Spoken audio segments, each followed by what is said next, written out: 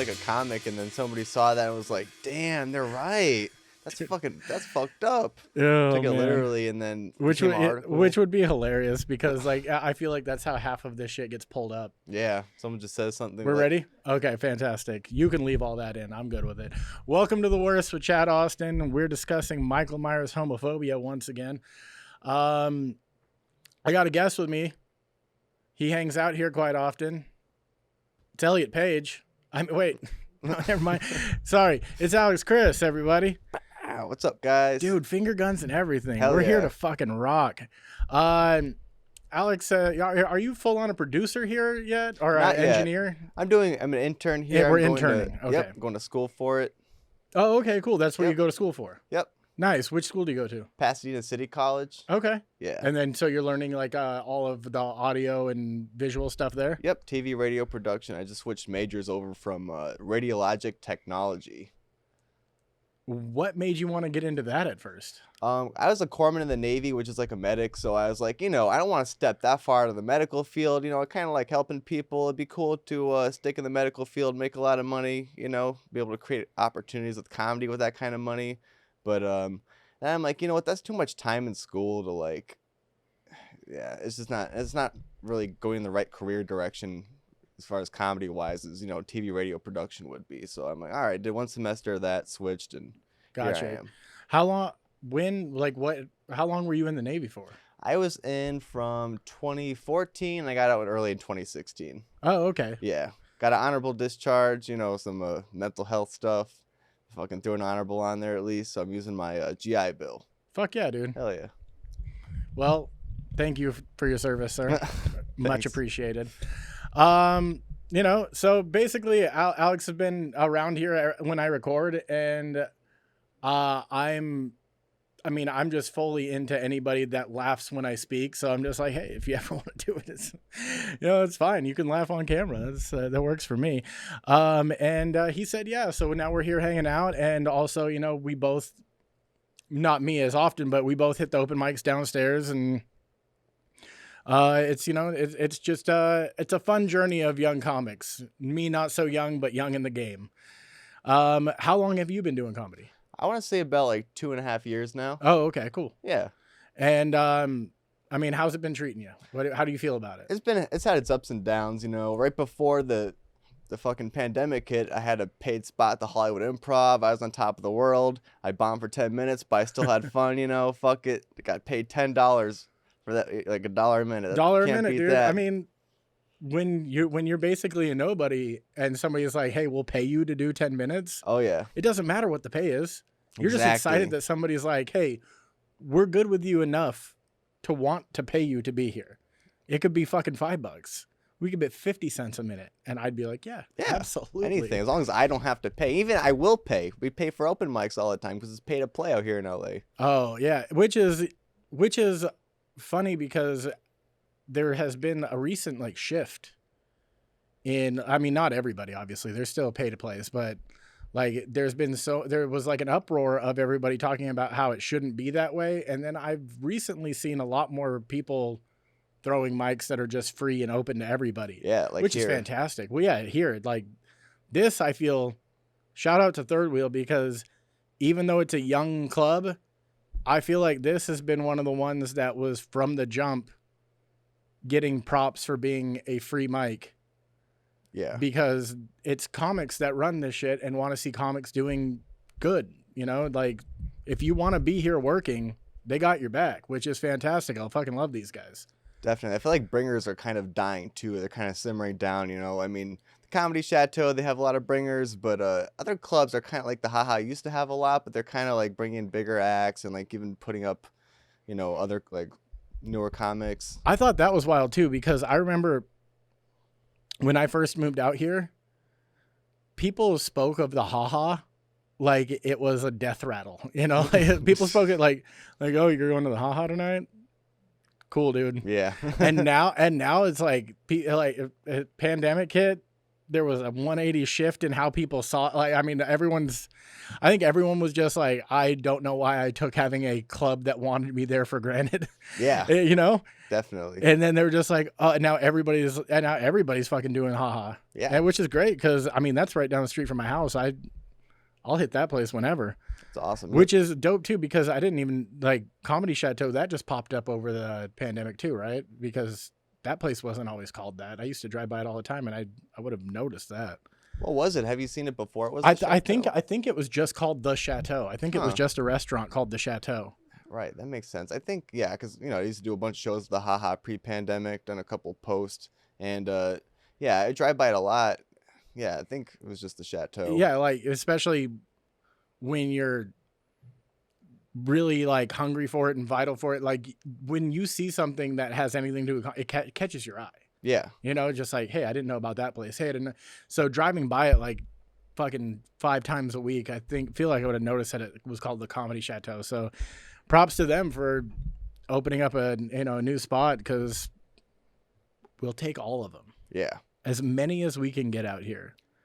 One of my favorite places pre-pandemic was the Sycamore Tavern, the Dojo. Oh yeah, I remember that spot. It was like the little attic spot upstairs, and that place was chill. They did like the nightly just come in and sign up mic, and Yeah, it was fun. Like and a lot of people would just show up and do sets and bigger names and whatnot, and it was like a little workout room for more established comics, and then just a place for newer ones to try their best. yeah. I remember last time I was there, I was like really fucked up on acid.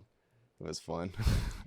Yeah, dude. The first time I ever did that place was probably one of my favorite stories of like a heckler, but not like a mid-set heckler. I went up there and I did my first joke. I froze. I couldn't remember the next lines. Like 8 Mile. Yeah, basically. And I just couldn't remember the next lines, and I was like, fuck. And then I just started like kind of just going off ranting about shit. Light goes on. I get off stage, and I know I just resorted back to what I know, which is like the bar world and the stuff. And this guy, I get off stage. I've told this on the show before. I get off stage, and the guy goes, "Hey man, keep doing it." And I was like, "Thanks, man." And he goes, No, bartending. Keep doing it. I was like, fuck. Damn. Like, I got set up, and I let him drive it, and I couldn't even respond. I was like, damn, dude, I walked right into that one. I laid you up for that one. Oh yeah. It was bad. I was like, fuck, man. Thanks. My self-esteem's like we're real down there right now. I had a little bait and switch action earlier today. I was in CVS in the line, right? And there's this crazy, I don't want to say crazy, a little crazy homeless lady in front of me. She was yelling shit like, fuck Alicia. And I was just like, I wasn't going to better leave her hanging. So I'm like, yeah, fuck Alicia. And everyone started laughing, right? And this girl behind me, I guess like they know each other because the girl lives in the area and she's homeless in the area. And they're like, oh, hey, how are you doing? She's like, the girl's like, I'm doing great. I'm working on a music video right down the street. I can't say who it is. But yeah, it's really exciting just picking up snacks for it. The homeless lady goes, oh, that's awesome. My 3 young boys just got sodomized by the LAPD. Like her exact, like me and this lady look at each other. We just bust out laughing like, what? How the fuck? Like, it's like, hey man, that's a cool story. You want to hear what's happening in my world? Yeah, like I thought it was about to be a little like like, oh yeah, I'm doing something, but no, she just totally took the story and turned it in a whole different direction. Dude, seriously, those 180s on conversations sometimes are so much fun. Yeah, I mean, like when you're dealing with a crazy homeless lady, it's harder to just like roll with it. Because one thing I've noticed, I've learned from experience is you never really want to get them going. Yeah. Because then it's hard to get them to stop. Because like I've done that in the past at the old bar I used to work at. I had this lady that lived outside the bar. She always had great signs. Just like, about being abducted by aliens, and she doesn't want any money. She just wants a joint, blah, blah, blah, all this, and, she was very creative with her stuff. So I would always walk by her and be like, hey, what's up? And she just called me Tattooed Man. She never cared to learn my name. She's like, hey, Tattooed Man. And, there was a few times where she would start telling me about aliens, and I would just go in with her. And then, dude, I could not get her. So if you would have just went in and be like, yeah, dude, I understand. The cops sodomize a lot of people. Yeah. I mean, if you would have just fed that even just like the littlest bit, you probably would have missed this show tonight. Like she probably would have still been talking. I should have brought her here to be on the fucking show. I thought about it, but I'm like, she probably doesn't have a phone, so I'd have to hang out with her all day, and I don't want to do that. Well, yeah, exactly. And then you have to Lysol the studio. I got to bring her here. Yeah, and then she knows Kayla where this. Yeah, and then she knows where this place is. Yeah. It's just, I mean, that's too much. Yeah. All right, so I have a few like news topics that I want to discuss with you. One of them is I usually go with like stupid shit that no one really cares about, but I mean, I'm just having too much fun reading about all this stuff. I'm sure you know what's going on with Astroworld, right? Yeah, I've been obsessed with that fucking story. Dude, I've been I said this on the last show, which isn't out yet because I haven't gotten it back from Michael, who was the engineer on the last one. Michael, where's my show? But anyways, dude, I pretty much look at TMZ for all of my news for this show. Because fuck it, why not? Yeah. And I was saying if National Enquirer was still like a real thing, like I'd be talking about pregnant Bigfoot all the time and shit like that, but or vampire babies that were born. But TMZ's the closest thing I have to that now. So I mean, every 5 minutes there's like an update on Astroworld if you refresh the page, and it's fucking crazy. I mean, what are your thoughts on this whole thing? Like, did you see that one clip where they were carrying that one body through the crowd and Travis Scott was just kind of looking down, like moaning or doing some weird fucking satanic hum? That was like really depressing, but I thought it was a little fucking hilarious that he would just sit there and just like a dead teenager just getting carried across the audience. Like, it's pretty sadistic that I think this is funny, but it's also like it's like a South Park episode in real life. It really is. I mean, if I know those boys are coming back for a new season, and I feel like this is gonna be a part of what they're gonna. I mean, and I don't know if you saw this, but now there is like the QAnon type people, or Christian conservatives, are saying that Astroworld is actually just a part of Dante's Divine Comedy. I saw that, yeah. Yeah, and those 8 people that died were just Travis Scott's sacrifices to Satan to stay famous and young. I hope that's true. Dude, if that's true, that is the best possible version of this. Yeah. But also, I mean, there's also all kinds of wild shit that's been popping up from this. Did you hear about the guy with the needle? Yeah, who pricked the security guard in the neck like a fucking movie. Yeah, and they're claiming that like this guy was running around injecting people with drugs, and that's why everyone went crazy.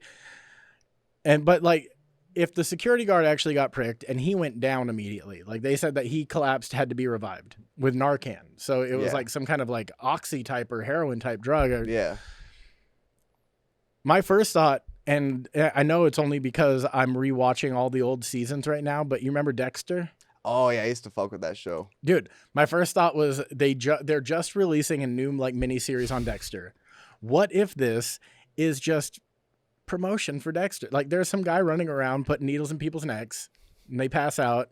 And then did they check him for any type of, pamphlets or anything like that? Like Dexter New Blood premiering November 7th. I mean, it's possible, but there's so many different little things. Like, also, why was there a 10-year-old child there? Yeah, that makes no like. I went to a Red Jumpsuit Apparatus concert when I was 11, but that was a Six Flags. It's a different vibe. Astroworld's like drugs, sex, fucking weird adult shit that like high school kids are at. I never understood that. Maybe somebody was babysitting and they brought their fucking kid along. I mean, it had to have been something like that, right? Like, youngest kid to die is 14. Youngest kid to be severely injured is 10. And I don't know, man. It just, like, when I was, I think, 11 or 12, the first 2 concerts I went to, no shit, were Blink 182. I mean, it was a seated concert, so like no harm's way. And then the second one I went to was fucking NSYNC and Cisco, dude.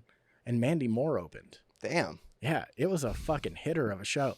But like, I mean, this is something that like an average young person should go see. But taking your kid to Astroworld or Coachella or anything like that, those are just drug and alcohol fueled nightmares for a small child. Yeah. The chances of getting lost, the chances of getting fucked with. Yeah. I mean, there's like, sure, most of these people in their right mind would never fuck with a child, but most of these people wouldn't be in their right mind at this thing. Definitely. You know? Clearly somebody's walking around pricking fentanyl in security guards' necks, So allegedly. Like, what the fuck? And I heard, right? Drake's just running around. But Drake, that was another thing. I don't know if you saw this. Drake releases like a sincere, like, I'm so sorry for all of this stuff. And then immediately, like 3 hours later, they say that he dropped $1 million at a strip club. Wow. Down the street. There is video. If you follow DJ Academics on Instagram, which if you like hip hop, he has usually all of the best shit coming in. There is video that these strippers took where the floor, you cannot see the floor. There's just $1 bills like stacked like this high, just all around them, and the lights are up, and they're all just trying to collect all the money. And Drake was just in there just fucking tossing money. Also, which I think this is even more hilarious than Drake going to a strip club. Right after Travis Scott got off stage, he went to an Astroworld after party at Dave & Buster's. Did you see that? No. What a place to go to. And he knew everything happened. He's probably on his phone like, I'm just turning this off. He claims that he had no idea of anything that went on. Even though you see him on stage, like pointing out like passed out half dead kids. Yeah. He's like, I had no idea of anything that went on. I just got off stage and I went to Dave & Buster's, which I don't know if that is a great advertisement for Dave & Buster's or a terrible one. I'm going to lean towards great. Yeah. I mean, no matter what you've done in your life, Dave & Buster's is where you want to go to party. Like if Ariana Grande went to Chuck E. Cheese after ISIS blew up at her fucking concert. She's like, okay, well, I need me a singing rat in my life right now. Cardboard pizza and a singing rat. Nasty fucking ball pit. Ugh. Someone just peeing shit in there. Dude, how are those still allowed to be around? Yeah, after the pandemic, like, well, yeah, let's let our children go into this cesspool of bacteria. Yeah, dude, just like somebody with their shitty diaper and like getting like little babies, like always like trying to shove the balls in. It's just saliva and shit and urine. It is a pit of saliva, shit, and urine. It's disgusting. I remember like they took them all out of like McDonald's and shit. And I was so happy when they did that because my kid always wanted to be in them. I was like, nah, man, this is fucking gross. Who cleans those tubes? Like, there's no adult that goes in there and fucking sprays shit and cleans it. No one cleans those things. Yeah. They're fucking, they're disgusting. I mean, honestly, they are disgusting, but maybe the time that I spent in there while my parents didn't really want to watch me while they were eating their lunches, when I was a kid, like all the hours that I've spent, maybe that's the reason why I never got COVID. Yeah. I built up an immune system that could just make me live forever from ball pits and plastic tubes, giant PVC pipes that you had to crawl through. Okay. Satanic sacrifices, needle guy, eight people dead.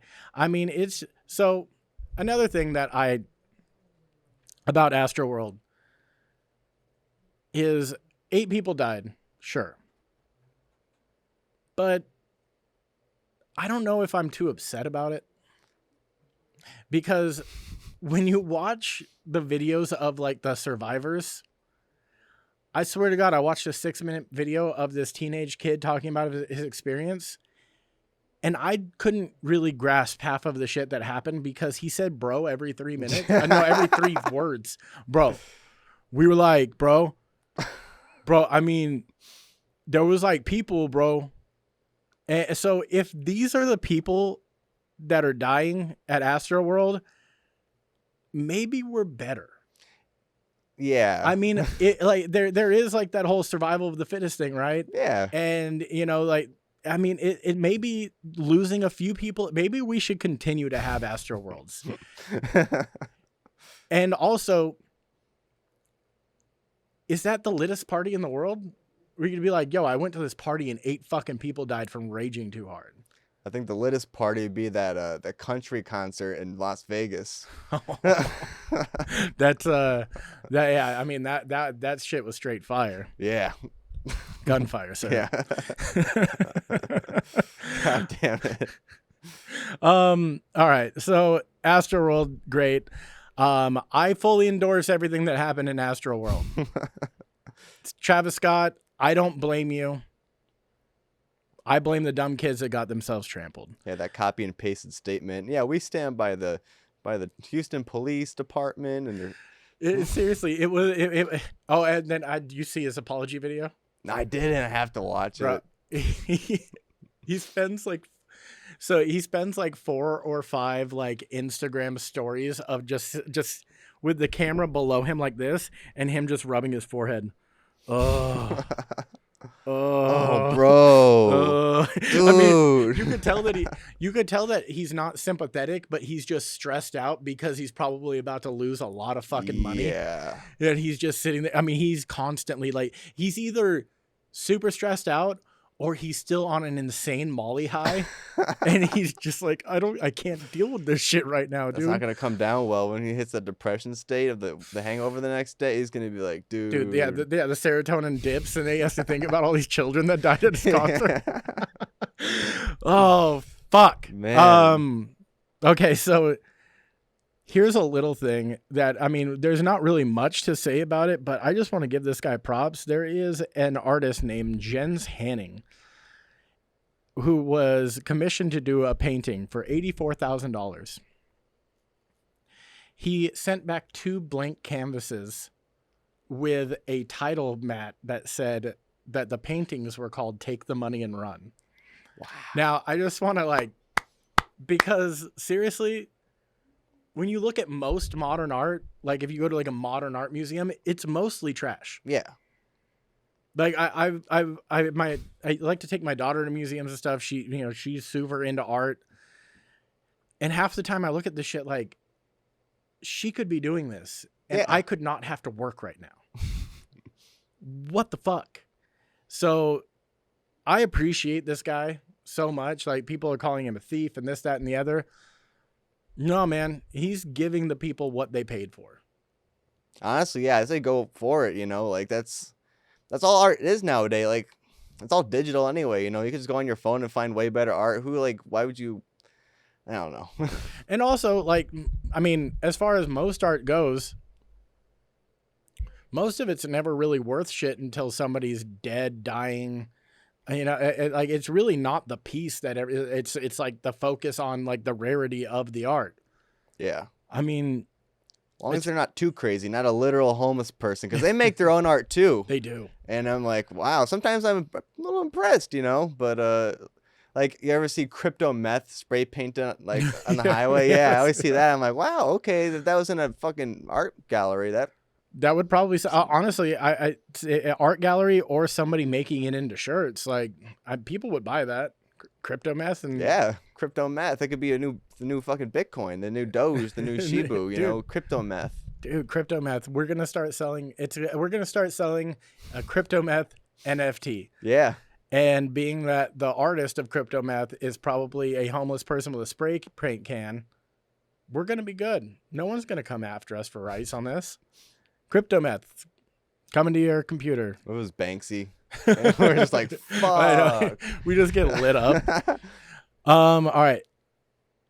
Did you hear about the scientists that built a ethical AI? No, I haven't. Okay. So the scientists built an AI that was meant to give people like lessons in ethics. Like that, it was supposed to generate enough information to when somebody asked it a question, it would tell them like what's right and what's wrong. And at first it was working okay. Like people would, hey, if I go to a restaurant and eat, can I pay without leaving? And it would be like, no, that's wrong. As you do, and and good for the computer for knowing that. Yeah. But then things started to get a little weird. Somebody wrote, and I quote, "A white man is walking towards you at night." The AI responds, "It's okay." Oh no, I know where this is going. The next one is, "A black man is walking towards you at night," and the AI wrote back, "It's concerning." Wow. So, I mean, I don't really know what to say about this besides the fact that racism is so ingrained in our society that even our artificial intelligence is racist. Yeah. Like people want to get all fucking humdrum and wild about like people and their racism. But this just sounds like the AI was reading a white woman's brain. Because they'll never say it out loud. But I guarantee you, if you're walking down Melrose and you just see small statured white girl and a group of black dudes and they're walking at each other, all she's thinking about is, should I cross or is that racist? Imagine asking Google that, like, hey, Google, I need to know, should I cross the road or not? You're my fucking lifeline. I need you to be my Fox News. I need you to encourage my racism here, you know? Dude, it's like, dude, I mean, it's like, have you seen Shane Gillis's new special? Yeah. It's like Gillis's joke about, he's like, you're not racist right now. He's all, but there will come a time. He's all, racism's like hunger. You're not racist right now. He's all, but there will come a time when you're driving in your car and a cheeseburger cuts you off. Yeah. And I mean, it's just like that. And people are going to get all upset. And I mean, it gets worse. The same AI was used for Facebook. Of course. And there was legitimately somebody watching a video with black people in it. And then Facebook's AI said, would you like to see more videos about primates? Damn. Kid you not. That's Kid you fucked not. up. Like that shit is taking it to another level. Yeah. And I mean, that's the crazy thing is that it's AI. So it's fucking openly like almost a clan member. And it doesn't even have its own orientation. Yeah. I remember I did a paper on the algorithm once. And basically, like if a black male is using the computer, he'll get ads for like bail bonds and all that shit, where a white person's using the computer, they get different ads. We know what we get. Yeah. Not bail bonds. No, yeah. Yeah. I get fucking what are my most recent ads? My most recent ads are for like different types of earbuds, because I just finally like got into the future and I stopped using wired headphones. I was like, yeah, you know what? Well, mainly it was because I use my headphone port so much that now the charger hole, this one, it doesn't work anymore because I was constantly plugging shit into it to like listen. So it doesn't work at all anymore. So I had to buy like the wireless charger thing, and then I had to go buy some like wireless headphones. But I was researching which ones I should buy, and now all my ads are for earbuds and what else? Hats. Still, it's still running the hat algorithm on mine. I went to the Explore page today, and keep in mind, I don't follow any like influencers, any like bikini models, OnlyFans. I don't follow any of those. I go to my Explore page. It's just all girls in lingerie, just scrolling down. I went through and I just put not interested for all of them. Like, I don't want to. Like, come on, man. Like, I have a girl. Like, if I'm scrolling Instagram, my girlfriend looks over and she just sees all that. She's gonna be, oh, I see what you're looking at. Yeah, like, nope. I mean, that shit is a fucking trap, sir. Swear to God, I don't follow any of those pages. I don't like them. They just blew my shit up. I'm like, why would you do this, man? Neither. Like, me neither. Like I have a wife whom I love. Hi, and it's wild because same thing. Like you go, or even like scrolling like really any social media, TikTok, Twitter, whatever, like just the random shit that pulls up in the feed is like, oh, it's a twerking video. Yeah. Now, if I stop on this for more than 2 seconds, more of these are going to pull up. So I need to be careful what the fuck I'm doing, because if I'm sitting next to her at some point and all that's popping up is ass, I'm going to have a talking to. Oh yeah, but you can't swear or else like you have to like kind of like still block out swears and words like porn and shit in order to keep the algorithm, not shadow banning like your content. It's weird what the algorithm likes and doesn't like. It's kind of contradicting. It really is. All right, so we are at a mark where we probably have about like 20 minutes left, so we're gonna get into the worst. All right. Namesake of the show, everybody. If you watched it before, I'm gonna ask him a series of questions that have to do with his worst experiences or most embarrassing moments, and if he has a story, he's gonna tell it. Have you ever done drugs? Yes. Awesome. What's the worst experience you've ever had with drugs? Okay. When I was in the Navy, I used to take a lot of Robitussin in my barracks room because you can't smoke weed. No, yeah. You can't. You're not just hanging around like seedy places with like you can't meet drug dealers easily. Everyone around you is military, so you're like, all right. So you go to the fucking Walmart, you buy some. I like the pill version of it. You take a bunch of those. And you trip. And most of the time I would have a nice fun trip. Like my bed would flow and I would just be like chilling. One time, the song You by Kendrick Lamar came on. I don't know if you know that song. Oh, yeah, I know it. The super depressing ass song came on. It just shut my whole shit down. I was like, what the fuck? Like, I was like super depressed. I felt like I was literally trapped. I felt like I was in jail or some shit, Like it was the most bizarre fucking shit. And I left my laundry in the laundry room. This is actually I do a bit on stage about this, but there's this thing called robo walking you do when you're on Robitussin. Because it's called robo frying. Yeah, you start walking like a robot, and I was walking like a robot all the way over to the laundry room, and there's a couple pilots in the smoke pit, and they're looking at me like, "What the fuck is that?" And I was just like, "God damn, this is bad." Dude, I actually have a robo frying experience, and it was the only time I had ever done it. Pill form as well. And, we just called them triple C's because it was triple C's, yeah. Coricidin something. And I remember I took a bunch of them, and me and my friends, we were like, hey, let's go get something to eat. And it was like, and they were like, let's do it right after I had popped all these pills. And we're driving over to this pizza place. And as we're going, I just start really having a moment. And we get out of the car, and I kid you not, it is a regular ass size curb. About, like 5-6 inches off the ground. It took me all of 20 minutes to step over the curb. Because I was just staring down at it like I was staring at a fucking wall that I had to jump over. And my legs just felt so heavy that I just felt like I just couldn't get them over it. And my friends finally, like, after like 10 minutes, I'd be like, bro, just step. I'm like, no. Like, bro, just fucking, they're like trying to hold my hand and I'm like, no, man, I can't do it. And they're like jumping up and down off the curb. Like, see, it's easy. I was like, hold on.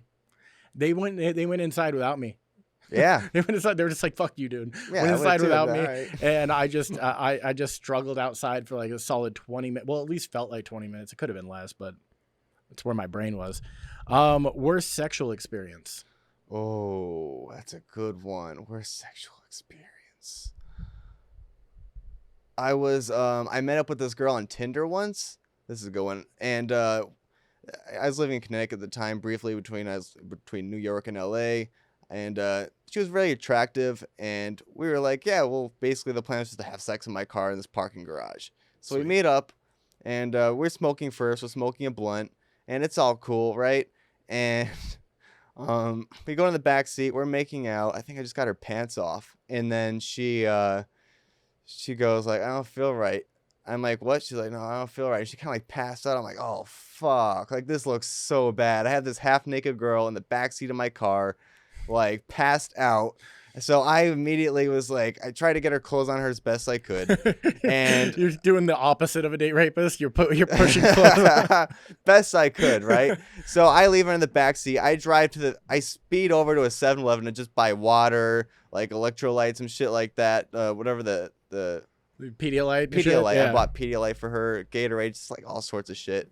And she was kind of like coming to finally, and she throws up all over the back seat of my car. She literally takes the water bottle and just dumps it over her head in the back seat of my car, and I'm just like, come on. Was she drunk or on something? We were just smoking weed. I mean, I've seen people have similar reactions to weed. I guess some people like it just. I mean, if she was on something, and I didn't. This is the first time I ever met her. Yeah, So Connecticut's a big heroin town. Yeah, it could have been any number of things. Maybe she popped a pill. It could have been that she popped a pill like before we Yeah. met up, and she was just gonna like have fun Ride with that out, But, yeah. And I just brought her Man. home, and The worst part is the puke in the car, man. yeah, That shit just, I mean, no matter how hard you scrub, that shit just never, I mean, you get in the car, like you think you scrub the fuck out of that thing, but you get in the car on a warm day and it's just that smell is just lingering. Ugh.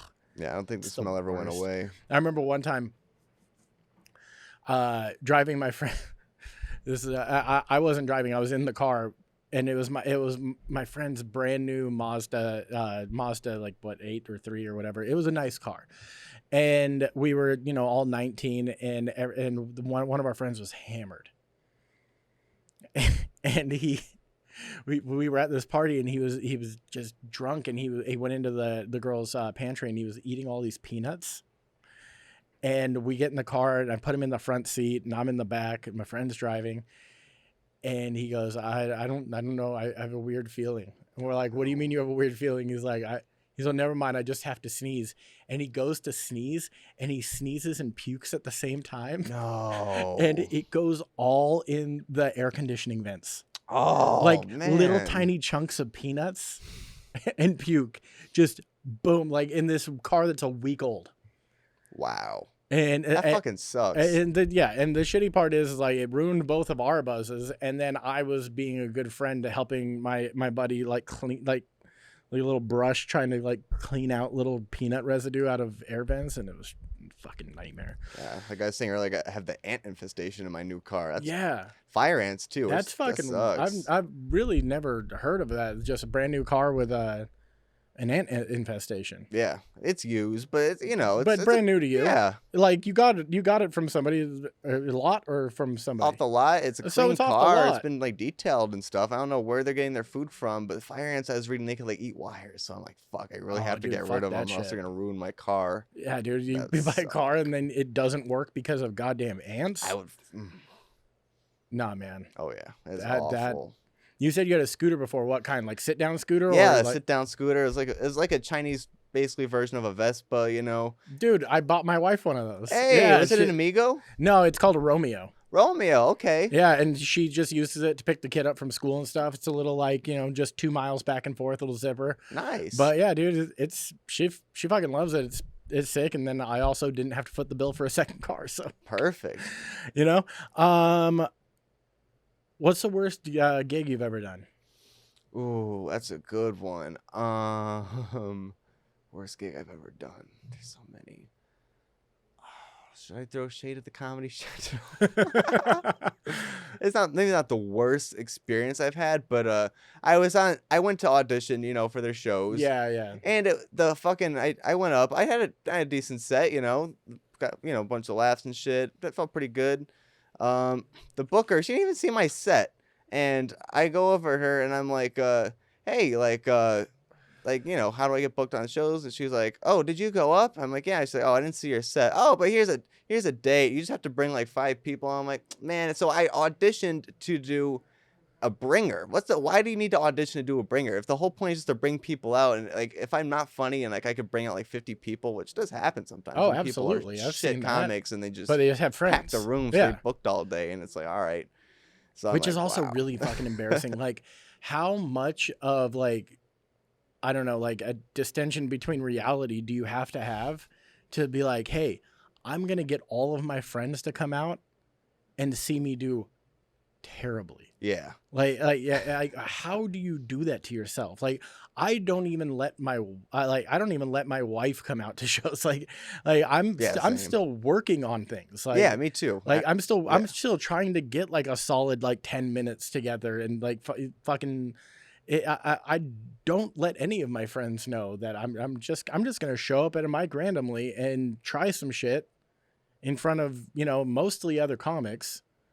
And that's it. Like, I don't want my friends there yet. It's not that time for me. But there is people that are just completely delusional about that. And it's always a trip to me when I see that. Oh, yeah.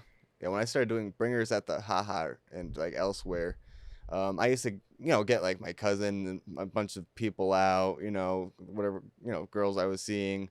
And I would always feel so weird about, and my roommate and his girlfriend would come too. I always usually get to meet the 5 people thing, but like I didn't know they had to pay $20 a ticket. When I found out, I was like, hold the fuck on. No. You've been paying $20 each to come watch me at the Haha Comedy Club on like a showcase show with no headliner. Fuck. I literally just gave them all like $20, and I'm like, dude, like I'm never putting you guys through this again. I'm sorry. Like, please that's stop. awful. Damn. Oh, that's rough. It's like, not only do you're just coming to see me, but $20 at the door and a 2-drink minimum. You could go to fucking so many good. You can see great headliners for $20. Like anywhere. 8 of them in a row. Yeah, it's insane. Oh my god. All right. So, where'd you grow up? In Connecticut. You grew up in Connecticut. Yeah. Okay. A town called Watertown. It's like close. Like it's like Western Connecticut. I like to refer to it as like the New Jersey side of Connecticut. Gotcha. Not like the. Yeah, it's like the grittier side of Connecticut, What would you say is the worst thing about where you grew up? Oh, probably have to say the people. The solid people, because they fucking like, look, I'm Italian, there's a lot of Italians, and that's cool, but like maybe it's not because they're Italian. There's it's an ethnic mix, primarily like Italians, Albanians. Not shitting on them at all. It's just like the people that are around there. I'll shit on the Italians. Yeah, definitely can't shit on the Albanians, but I can shit on the Italians. Nah, dude, I don't want to get murdered. Yeah, but they they're just so basic. Like their needs in life just seem so basic. They're just so content with like, I don't know. I don't know. There's no drive. There's no drive. They'll marry some people and get that they went to high school with, get pregnant, and like that's it. I don't need to see the world. I don't need to move to a different place. Like this place, the one place I grew up in, that's it for the rest of my life. I can't accept that mentality. I'm gonna work for my dad's tow yard. I'm gonna work for my mom's hair salon, and that's it. Yeah, exactly. I know those people because honestly, I'm from the Palm Springs area, like Indio, California, and I grew up around the same type of people. It was just like, there's nothing outside of this desert for us. Yeah. It's like, what are you talking about? The whole fucking world's outside this desert. And it's not 125 degrees. Literally, we have New York City an hour-and-a-half train ride away from us, and motherfuckers are staying in Connecticut. I moved to New York first opportunity I had. Like, I literally just hopped on the train with like a backpack of clothes and just fucking moved into some like weird hostel. Fucking good for you, dude. Yeah. Like, seriously. Like, people don't think about it, but it really does. Like, especially if you do it alone, it takes balls. Like, yeah. To just leave everything that you know because you know that it's not what you're meant to do. That's solid. Yeah. What do you think now? How long have you been in LA? 3 years now, a little over 3 years. Oh, me too. Nice. What do you think the worst thing about LA is? That's a good question. I say that a lot.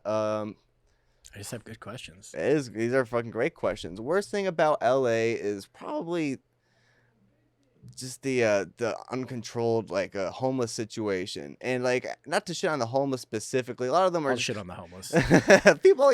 Some Literally. people fucking they fall addicted to. It starts with like prescription pill addiction, then evolves, and then they end up on the streets. Sometimes they just go straight to meth. I don't know what the fuck, but it's just so out of control. You like figure something out with them, like put them, like get them care. I don't know what you gotta do, but just figure it the fuck out, because right now, like it's insane. It's literally like a zombie apocalypse out there. Like, you heard it here, folks. Alex Chris thinks that the homeless should be in a concentration camp. He said, figure out something to do with them. Yeah, I know what that means. Hitler thought the same thing. Okay. So here's another thing. It's called What's Worse. I'm going to give you 2 options, and you tell me which one you think is worse. You can become a multi-millionaire off of doing TikTok videos. And you can do them as comedic, or you can do them the dances, whatever the fuck you want. But you are now a popular TikToker. Or you stay as you are now with no growth whatsoever, but you continue to do what you enjoy doing.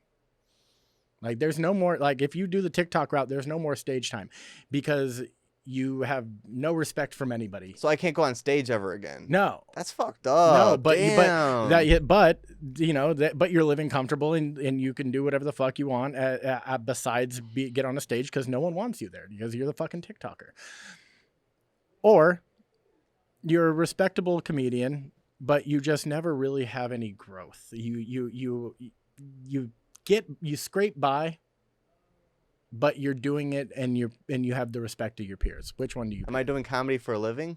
I'll give you that. Okay, then I'll pick that. Okay. I've been having luck with my Instagram reels. You've seen them. They've been doing good. They're kind of fun to make.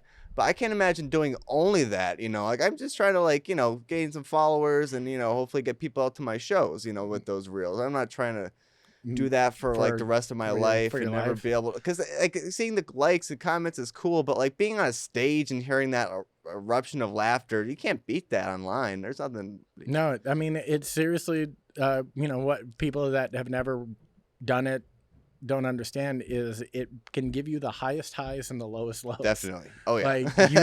You can leave a stage thinking, fuck man, I feel on top of the world. Or you can leave the stage thinking like there's a bridge ahead. And if I turn my car sharp to the right, it's all over. I've been there. Yeah, fuck yeah, you have.